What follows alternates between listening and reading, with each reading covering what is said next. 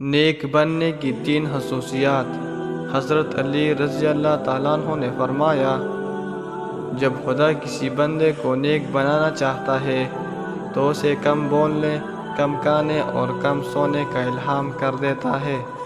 کم کھانے میں صحت ہے، کم بولنے میں سمجھداری ہے اور کم سونا عبادت ہے۔ بدترین رائے۔ حضرت علی رضی اللہ تعالیٰ عنہ نے فرمایا، جاہل ہی اپنی رائے کو کافی سمجھتا ہے، بدترین رائے وہ ہوتی ہے جو شریعت کے خلاف ہو۔ بدترین بیماری۔ حضرت علی رضی اللہ تعالیٰ عنہ نے فرمایا، حسد بیماریوں میں سب سے بدترین بیماری ہے۔ حسد نیکیوں کو اسی طرح تباہ کر دیتا ہے جس طرح آگ لکڑی کو جلا دیتی ہے۔ جو شخص یہ جاننا چاہتا ہو کہ خدا کے نزدیک اس کی کیا قدر و منزل ہے تو اسے یہ دیکھنا چاہے کہ گناہ کا ارتکاب کرتے وقت اس کے نزدیک خدا کی کیا قدر و منزلت ہے۔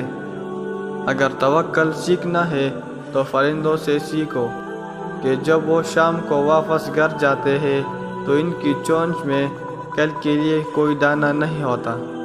تمہارا ایک رب ہے پھر بھی تم اسے یاد نہیں کرتے، لیکن اس کے کتنے بندے ہیں پھر بھی تم کو نہیں بھولتا۔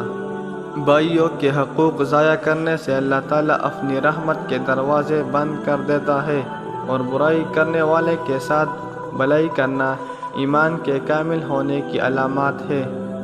اگر کوئی آپ کی فکر کرتا ہے تو اس کی قدر کرو، کیونکہ دنیا میں تماشائی زیادہ اور فکر کرنے والے بہت کم ہوتے ہیں۔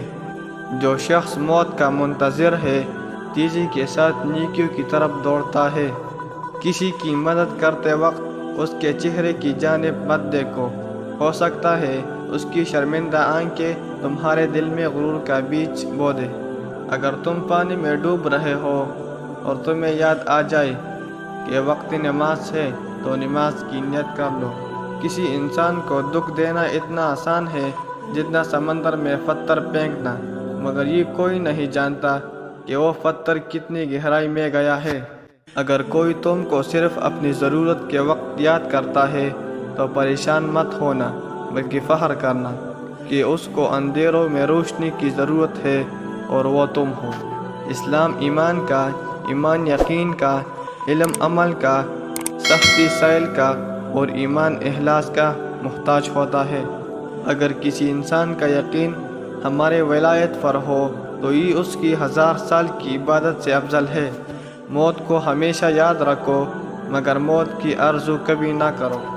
اگر تمہاری ہمت اتنی بلند ہے کہ لوگوں کی اصلاح کرنا چاہتے ہو تو پہلے اپنے نفس کی اصلاح کرو۔